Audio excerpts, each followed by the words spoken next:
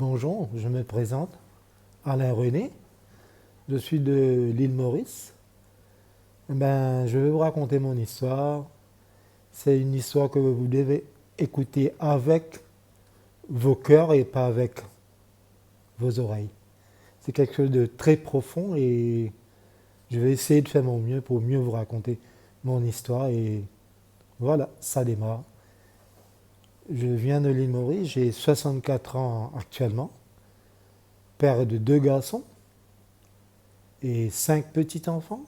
L'aîné 12 ans et les autres 7 et 5 ans et 15 mois. Mais voilà, c'est que si je vous raconte ça, c'est quelque chose qui était une grosse peine pour moi bien avant. Et c'est quelque chose qui était vraiment très tabou, je peux dire. Et c'est pas quelque chose que je pouvais raconter à tout le monde parce que vu que je suis né d'un enfant d'un prêtre. Pour vous dire, ma maman travaillait dans un orphelinat, l'orphelinat Père Laval, là où mon père exerçait comme prêtre, à travers des petits orphelins. C'est dommage, à travers les petits orphelins, il a laissé un petit orphelin. Le petit orphelin, c'est moi. Et je peux vous dire que maintenant, je raconte ça avec vraiment très... Je peux raconter, je me permets de raconter parce que c'est quelque chose qui est vraiment très lourd, très tabou. On parlait de ma maman qui était mal vue. Ma maman était quelqu'une que vraiment que, disons, c'est elle qui était, je peux dire, la bête noire de tout ça. Mais on ne voyait pas la chose comme on devait voir la chose. Mais ça m'a fait beaucoup de peine en tant qu'enfant. Et même lorsque j'étais petit, tout le monde m'appelait par le... Je ne sais pas où ils ont sorti ça. En créole, ici à Maurice, on dit ça petit mon père. Ce qui veut dire c'est le petit du curé. Et là, c'était quelque chose de vraiment très grave. Je me disais, mais pourquoi ça? Pourquoi ça? Mais vu que j'étais enfant de cœur à l'église, là, ma maman me dit, non, c'est parce que tu es enfant de cœur à l'église, c'est pour ça qu'on t'appelle, le mot de créole, c'est petit mon père, on t'appelait petit mon père. Mais par la suite, j'ai vécu avec. Mais pour ma première communion, là, il y a ma tante qui m'avait dit, je veux te faire savoir qui c'est réellement ton papa, où il est, où il habite. Et voilà que le jour de ma première communion, là, ma tante m'emmène à la cure. Mon papa était à la cure de Saint-Pierre, ouais, à l'église Saint-Pierre, et il vivait à la cure de Saint-Pierre. Là, j'y étais. Là, c'est ma première rencontre avec mon papa. C'est quelque chose vraiment, je ne sais comment dire, mais c'était quelque chose qui m'a frappé beaucoup et je me posais toujours des questions. Pourquoi? Pourquoi? Et finalement, j'ai pu rencontrer mon papa ce jour-là. Et la première question que mon papa m'a posée, c'était, est-ce que tu sais qui est le papa de Jésus, la maman de Jésus? Je disais oui, je dis oui, voilà, c'est Joseph et puis il y a Marie. C'était une question vraiment très pertinente pour moi parce que je me posais la question, je dis, mais tiens, j'aurais pu lui dire moi à mon tour, mais tu sais, mais qui c'est le papa de Alain? Mais un enfant de 9 ans, on ne va pas oser dire ça à son papa qui est un prêtre. On avait tant de respect pour ces hommes de l'Église. On se disait, mais non, à 9 ans, je ne vais pas poser une question à mon papa, lui demander qui c'est le papa de Alain. Et voilà, en retournant à la maison, là, et une petite chose encore, c'est que je me demande pourquoi j'aime la voiture Volkswagen, le petit crapaud là. C'est parce que mon papa en avait un. Et il m'a emmené promener dedans, j'ai fait le tour dedans. Et tout ça maintenant, je dis, mais tiens, mais tout ça, c'est la question pourquoi j'aime le Volkswagen. C'est que parce que, étant petit, j'ai voyagé dedans et j'ai fait des tours vraiment incroyables. Mais voilà, c'est que je peux dire que en tant qu'enfant d'un prêtre, je voulais dire que je ne sais pas comment ça a été fait, mais je sais d'où je viens et je sais d'où c'est pas ma maman la seule à être blâmée dedans. Je veux dire dedans, c'est que mon histoire, c'est pas une histoire. Peut-être qu'il y en a beaucoup d'autres enfants, mais j'ai vécu quelque chose vraiment très pénible, très dur, mais maintenant je peux en parler. Si je peux en parler maintenant, je peux dire en tant que chrétien, en tant que quelqu'un qui a su c'est quoi être humble, humilité, c'est pas mon papa qui me l'a appris, c'est ma maman. Ma maman m'a montré toujours d'être humble et de ne pas me bagarrer contre tout ce que j'ai eu, tout ce qu'on m'a fait, tout ce qu'on a fait à ma maman.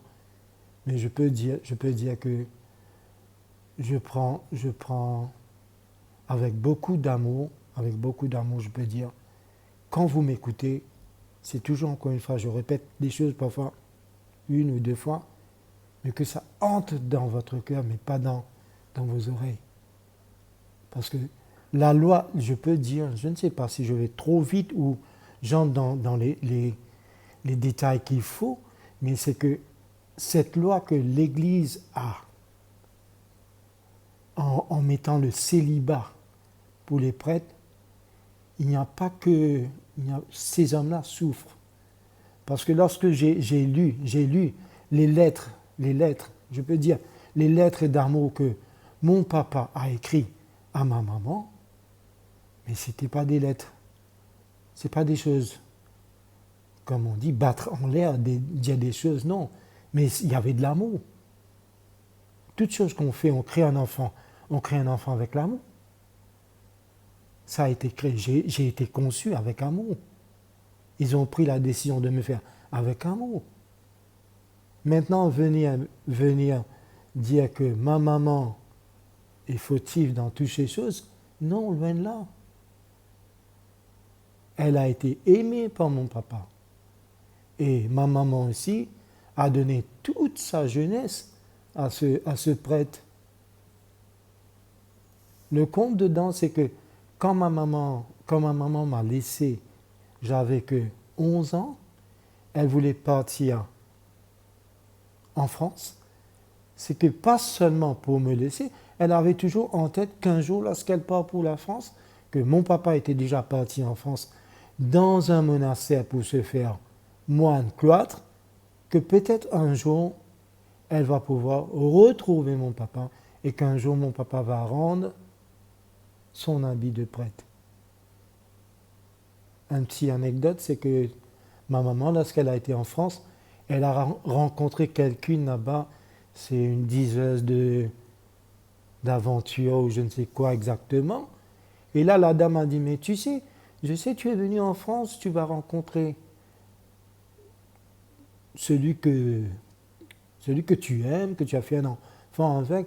Il va rendre sa robe, il va retourner avec toi. Ça, c'est une autre histoire. Je dis, mais rien s'est passé comme la dame a rencontré à maman. C'est pas ça du tout. C'était que des rêves vendus. Mais la vraie histoire dedans, c'est que il y a une histoire d'amour. Ouais.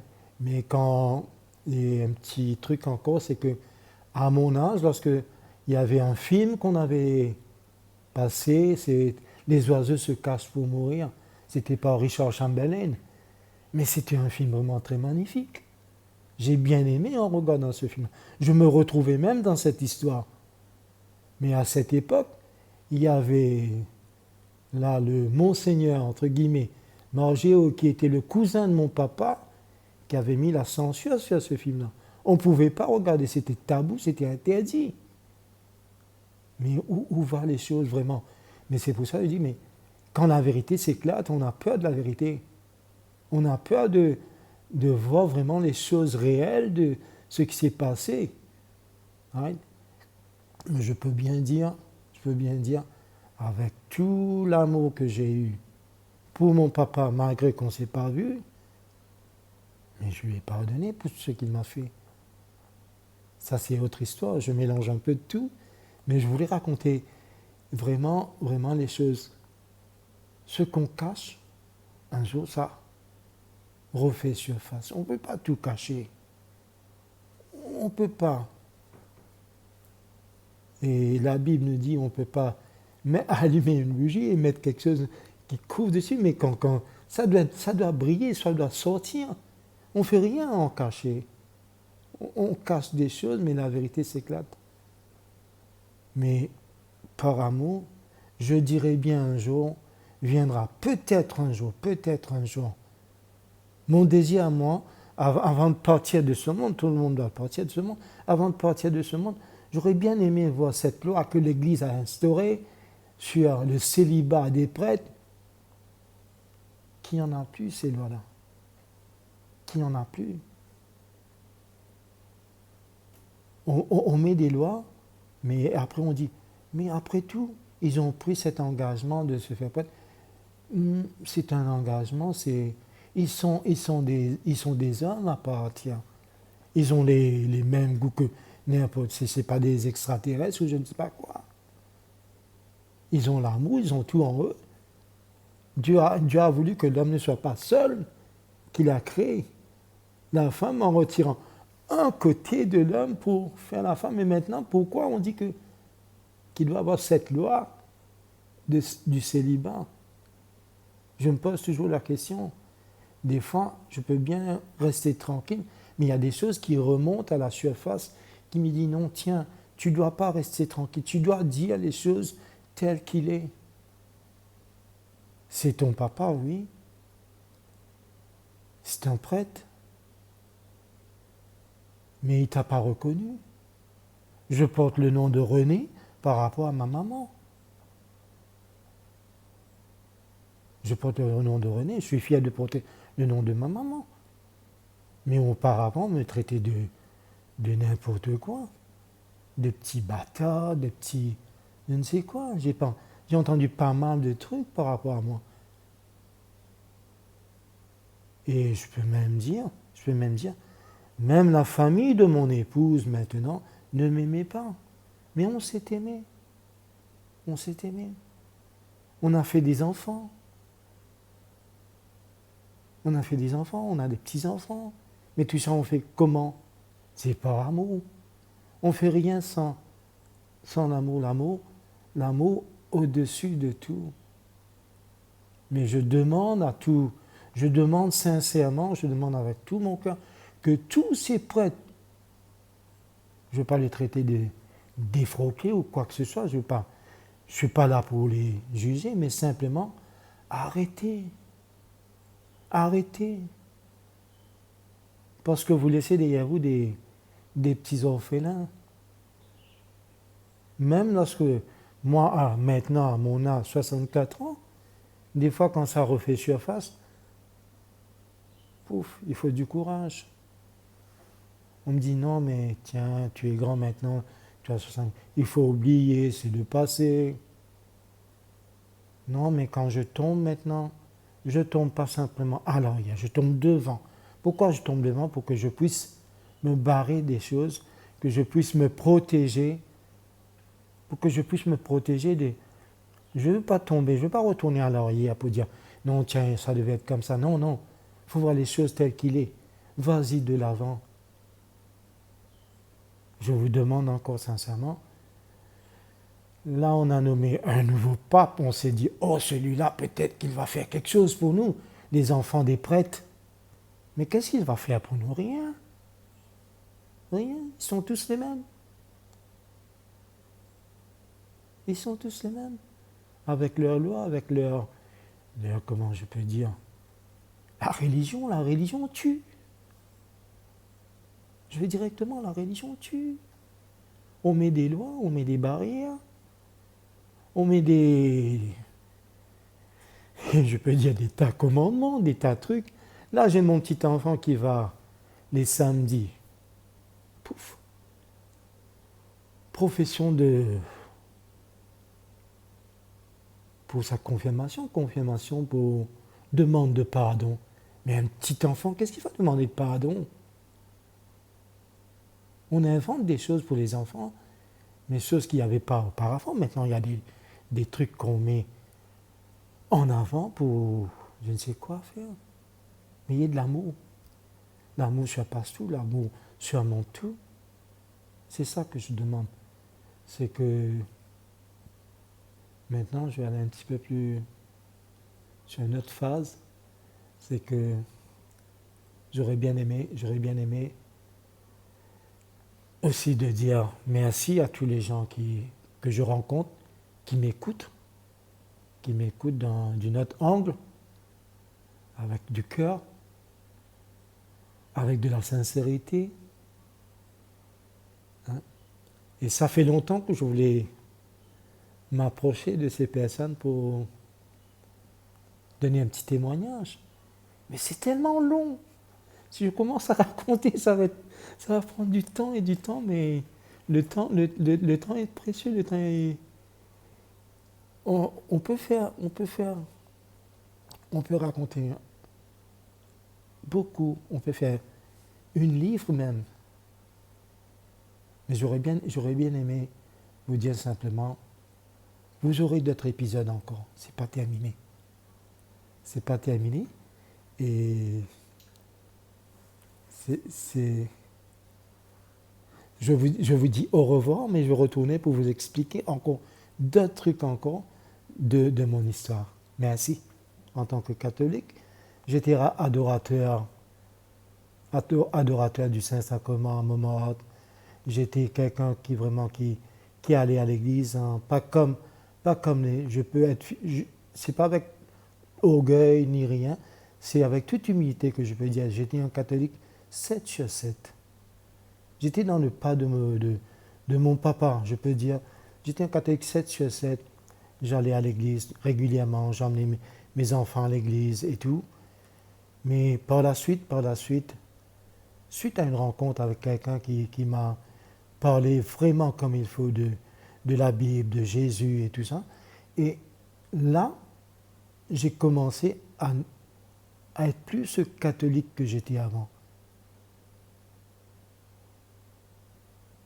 Je suis entré dans une église chrétienne. Right? J'ai été à La Réunion. Lorsque j'étais à La Réunion, c'était pour aller rencontrer mon papa. Parce qu'il était à La Réunion. Mais en même temps, c'est l'église chrétienne qui m'a accueilli à La Réunion. J'ai habité avec ces gens pendant 15 jours. 15 jours. Ce 15 jours à La Réunion, voyant la simplicité, l'accueil, la fraternité, et dont ils m'ont reçu, ça fait un petit bing dans moi. Pourquoi? Parce que je me suis dit, tiens, j'ai pas retrouvé ça. Peut-être qu'il y en a, je ne dis pas non. Peut-être qu'il y en a. Mais l'accueil et la façon dont on m'a reçu, c'était vraiment très... Je voyais à travers cette petite église chrétienne, vraiment comme dans les actes des apôtres, comment c'était vraiment la fraction fraternelle. À mon retour, j'ai pu rencontrer mon papa là-bas, à La Réunion, et c'est eux qui m'ont emmené à l'endroit où mon papa vivait à La Réunion. J'ai longuement parlé à mon papa. J'ai dit, mais tu sais, mais maintenant qu'on s'est revus, après tant d'années, mais j'aurais bien aimé, lorsque tu retournes à Maurice, je te donne mon adresse, mon numéro de téléphone. Quand tu viens, on va se revoir, on va avoir plus de liens en tant que père et fils. Mais vraiment, ça m'a fait beaucoup de peine. À mon retour, lorsque j'étais à Maurice, après 2 ans, j'étais dans une pâtisserie en train de travailler. Là, je vends mon papa dans cette pâtisserie. Mais tiens, je ne m'attendais pas. Pourquoi je ne m'attendais pas? Parce que lui, il m'avait dit, mais tu sais, je ne viens jamais à Maurice. Je m'occupe des vieilles sœurs, je leur donne le dernier sacrement, je m'occupe de... Mais c'est pas sûr que je vais venir à Maurice. Il me dit, non, mais si jamais, si jamais. Mais là, je l'ai rencontré dans cette pâtisserie. Mais tiens, en voulant le rencontrer, il s'est esquivé, il est parti là. Comme si, je ne sais pas pourquoi, jusqu'à présent, je ne sais pas pourquoi, il n'a pas voulu me rencontrer. Et ça s'est terminé comme ça. Mais après tant d'années encore que mon papa est retourné à Maurice, là, il est entré dans la, comment je peux dire, c'est une maison de retraite là où il y a les prêtres malades et les vieux prêtres, tout ça. J'ai appris qu'il est là-bas. J'ai été le rencontrer. On s'est longuement vu. Mais à aucun moment, je peux dire, à aucun moment je peux dire que mon papa a pu reconnaître, a pu me dire, tiens, tu es mon fils. Ça a été une grande, même jusqu'à présent, ça refait surface. Je dis, tiens, mais il t'a jamais reconnu. Mais moi,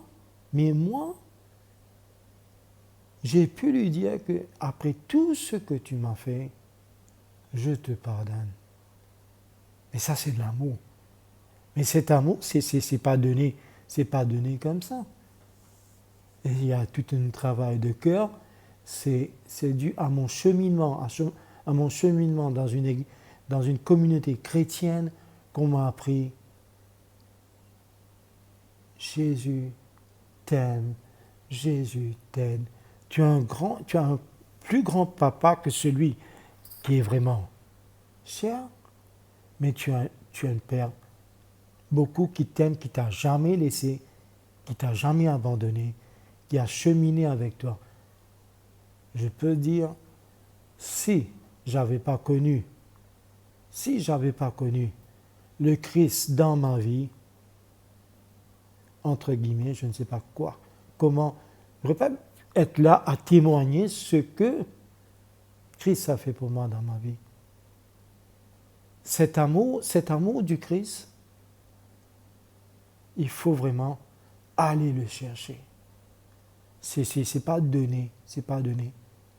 Parce que c'est dit, mais faute de connaissance, mon peuple périt. Il faut chercher cet amour. Et quand on a reçu cet amour, il faut donner cet amour. Cet amour que Christ a pour nous, c'est beaucoup, beaucoup plus fort encore que l'amour je peux dire qu'un homme a pour nous, que n'importe qui a pour nous. Il a donné sa vie pour nous. Je peux dire, il a donné sa vie pour nous. En tant que chrétien, dans cette communauté, j'ai appris pas mal de choses. J'ai appris à aimer ma Bible. J'ai appris à connaître la valeur de cet amour que Christ a eu pour nous. Et par la suite, c'est que j'ai pu arriver à travers ça, de pardonner mon papa. De lui dire, malgré tout ce que tu as fait, malgré tout, je te pardonne. Ça a été plus fort pour moi.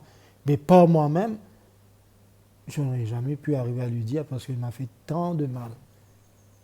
Tant de mal. Mais par cet amour que Christ m'a donné, j'ai pu lui dire, je te pardonne. Et j'ai assisté mon papa jusqu'à son dernier passage de ce monde. J'ai pu lire le psaume 23 avec lui. Je puis lui dire que pas maintenant. Mais pour vous dire, c'est que j'aurais bien aimé encore, c'est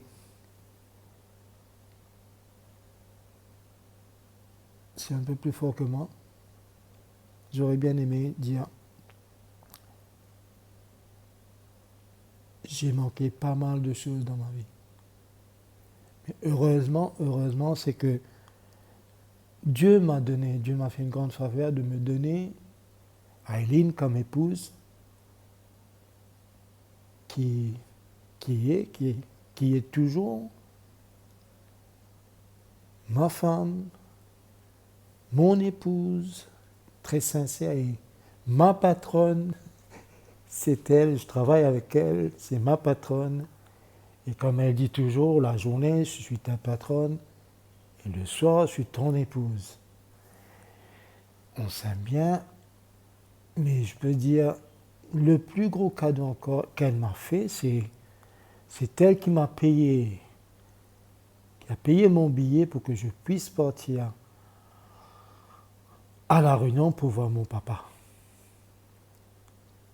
Parce qu'elle sait que c'est quelque chose que je recherchais tout le temps. Dit un jour, je dois rencontrer mon papa. Mais je mélange un peu de tout, mais c'est tellement, c'est tout entier, c'est tout à l'intérieur de moi qui parle. C'est pas que ce qui vient dans ma tête, je peux vous dire, c'est que elle m'a aimé, elle me comprend. C'est grâce à elle que j'arrive aussi à pardonner. J'arrive à dire merci. J'arrive à dire des trucs que auparavant je ne disais pas. Je ne racontais même pas cette histoire à tout le monde. Parce que c'était tabou et c'est encore tabou. Et je ne sais quoi vous dire encore. Et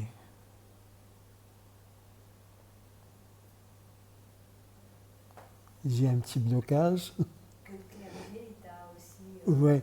Et par la suite, j'ai été voir en 2018, j'ai été voir Monseigneur Piat qui m'a donné une lettre, ça date de 2018, comme si il reconnaît la faute de l'Église. Il me demande des excuses, pardon pour ça, et qui vont réparer ce qu'ils ont fait. Mais jusqu'à présent, j'attends rien. J'espère. J'espère, mais jusqu'à présent, là on est 2025, ils n'ont rien fait. Mais seulement ils ont reconnu. Ils m'ont demandé pardon pour ça.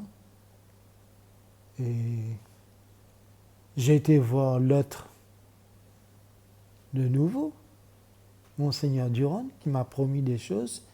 Il me dit, ben, tiens, bientôt on va te trouver un avocat, on va trouver des trucs pour toi, on va pouvoir mettre ton nom sur ton acte de naissance, chose que je recherchais depuis longtemps, que au moins je peux avoir le nom de mon papa sur mon acte de naissance. Mais je me demande si je crois que je vais m'abstenir de ça. Parce que pourtant le nom de ma maman, depuis ma naissance jusqu'à présent, ça fait encore mal. C'est simplement un nom sur un bout de papier. Mais l'essentiel, c'est que reconnaître, que l'Église reconnaisse ce qu'ils ont fait et ce qu'ils font encore. Qu'on arrête, c'est tout. Qu'on arrête. Laissez ces hommes mariés, avoir des femmes. Connaître c'est quoi. Mon plus grand truc, mon plus grand quelqu'un que j'admire, et c'était comme si mon idole, c'était l'abbé Pierre. J'aimais bien l'abbé Pierre, j'aime encore l'abbé Pierre, malgré tout ce qu'on dit sur lui et qu'on raconte encore, mais c'est quelqu'un qui a connu la misère, qui a connu le manque d'une femme dans son lit et tout, je ne sais pas quoi, parce que c'est lui qui raconte. Quand je lis les livres de l'abbé Pierre, ça m'inspire, ça me dit, mais tiens, il a connu l'hiver. Je n'ai pas connu cet hiver, mais on ne connaît pas cet hiver. Ici, on est dans le tropique, c'est chaud et tout. Là-bas, c'est l'hiver 54, je ne sais quoi, mais il faisait froid. Et lui, il rentre dans la cuve, là, il est en manque de quelqu'un qui peut réchauffer quelque chose de chaud pour lui, qui peut garder son lit chaud et tout, mais je ne sais pas. Mais mon papa était en manque de ça, c'est pour ça qu'il il a rencontré ma maman et voilà, je suis là. Voilà, je suis là. Et j'ai été fait dans un orphelinat. Vous posez la question, j'ai été conçu dans un orphelinat. Hein, là où il y a tant de petits orphelins. Et là, lui, qu'est-ce qu'il fait? Il rencontre maman, il fait un petit orphelin qu'il laisse derrière lui. Qu'il part pour la France, il va se faire moine. Il va se faire moine, il va se faire cloître. Et vous imaginez? Et moi, pendant ce temps que moi, je galère ici, avec ma maman. Et là, à l'âge de 11 ans, ma maman qui dit non, peut-être j'irai travailler en France, je vais rencontrer ton père. Ah là là, belle histoire, mais moi je reste ici à Maurice. J'ai habité chez ma tante qui m'a grandi, ma tante avait 9 enfants. Moi, 10e enfant de la famille, c'était la galère. C'était la galère. J'ai dû cesser l'école à l'âge de, je ne sais pas, 14 ou 15 ans, pour aller faire des petits boulots, pour pouvoir ramener des sous à la maison. Et ma tante m'aimait bien. Ma tante, c'était pas ma tante, c'était ma maman, mon oncle. C'était pas mon oncle, c'était mon père. C'était mon, comment dirais-je, j'ai le mot anglais, le copyright, je copiais tout sur mon oncle. C'était pas copié sur un papa, c'était copié sur un oncle. Je copie tous les bons côtés, je copie tous les mauvais côtés.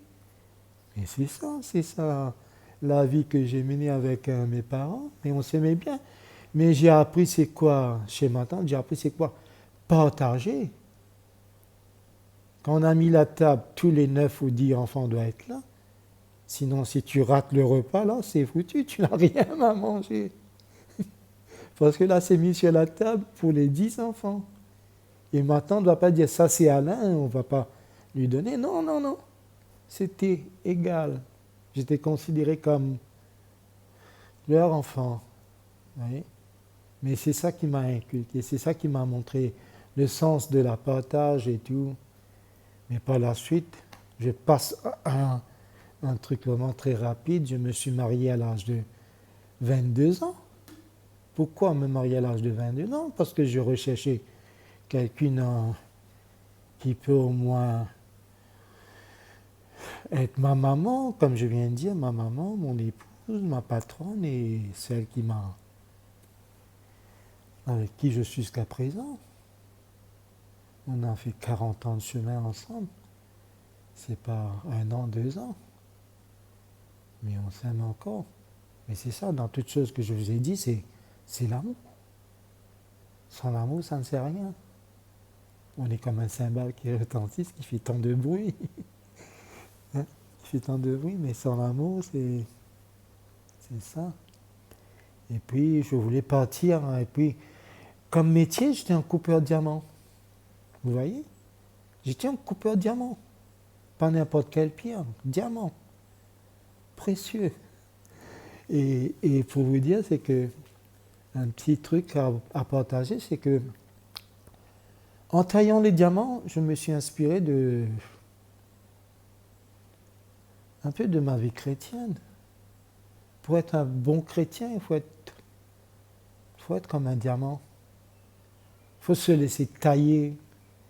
Il faut se laisser facetter, mettre des facettes sur nous et nous couper, nous tailler, pour après, en dernier, c'est de pouvoir briller.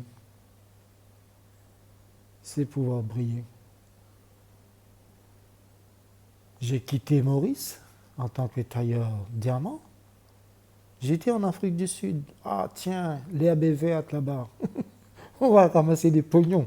On aura plein de sous. On va ramener à Maurice.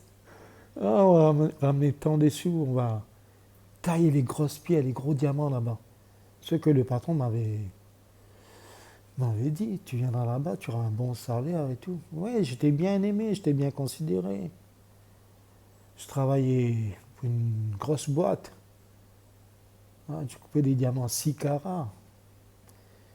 Mais j'aime, c'est devenu mon métier.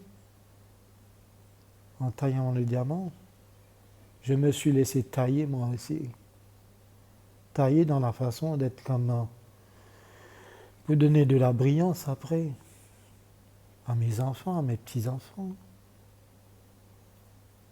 Mais ce qui m'est arrivé, c'est à la suite, en travaillant là-bas, j'ai travaillé pendant 2 ans, 1 an, sans visa, illégalement.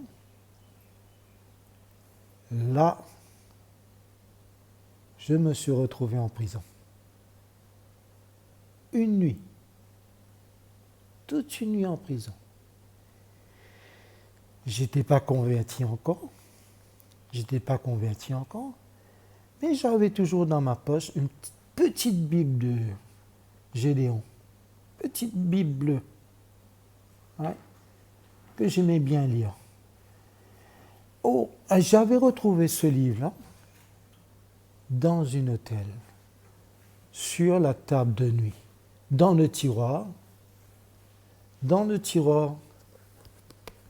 J'avais retrouvé cette Bible-là dans le tiroir d'une table de nuit, dans cet hôtel. Et c'est devenu mon plus grand ami. C'était toujours dans ma poche derrière. Mais je frissonne en vous disant ça, pourquoi ? Parce que dans la prison, j'avais que ça. Que ça. J'ai passé une nuit, pas une nuit totale, presque, à lire. Et à côté de moi, je peux vous dire, il y avait un prisonnier qui a fait tous les trucs lorsqu'il me raconte.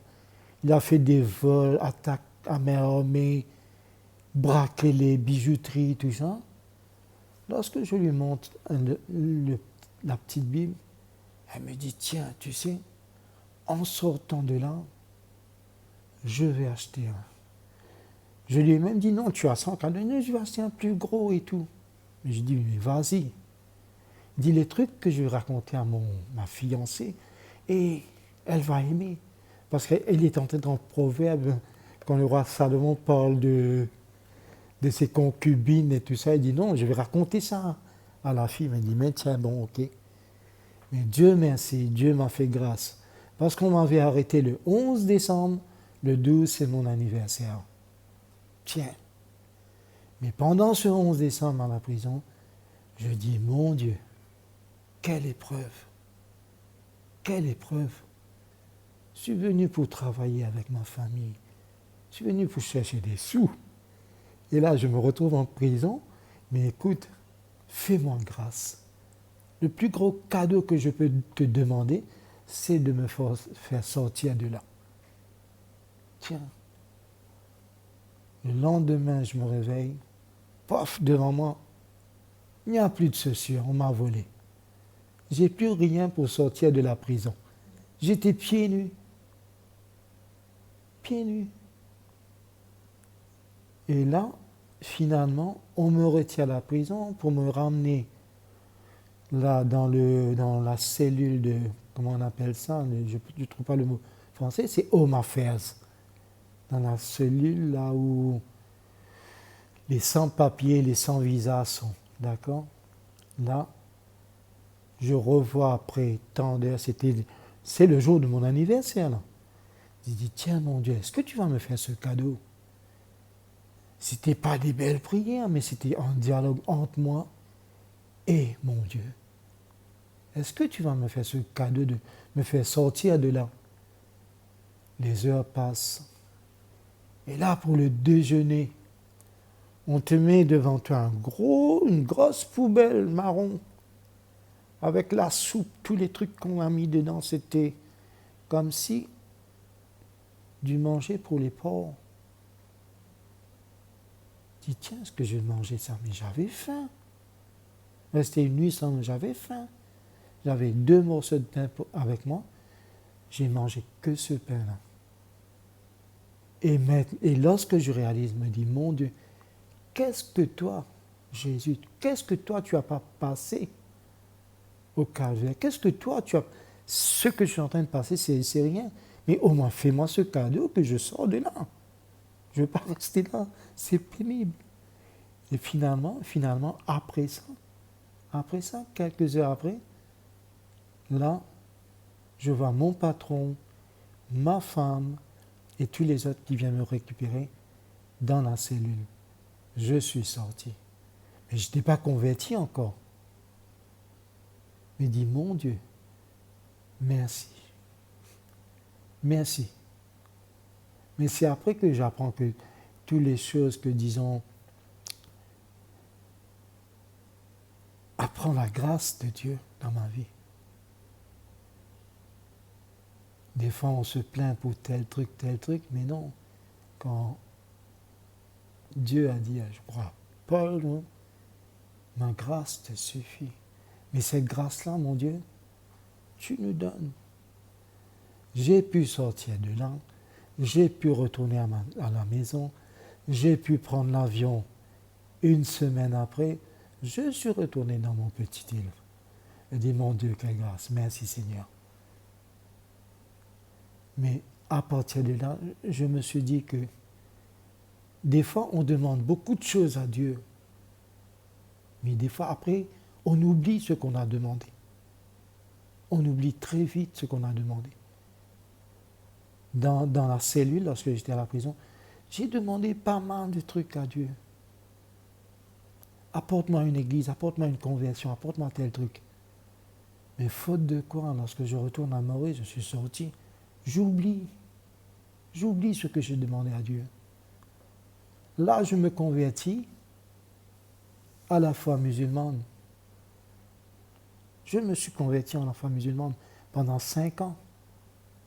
5 ans. Pratiquer tout ce qu'il faut dans la foi musulmane. Le ramadan, le namaz le matin. J'étais la première personne à être dans la mosquée le matin. Et je peux dire aux frères, s'il y en a qui vont m'écouter, aux frères musulmans, cet amour que j'ai pour Christ a été beaucoup plus fort que cet amour que j'avais pour le prophète Mohammed sallallahu alayhi wa sallam.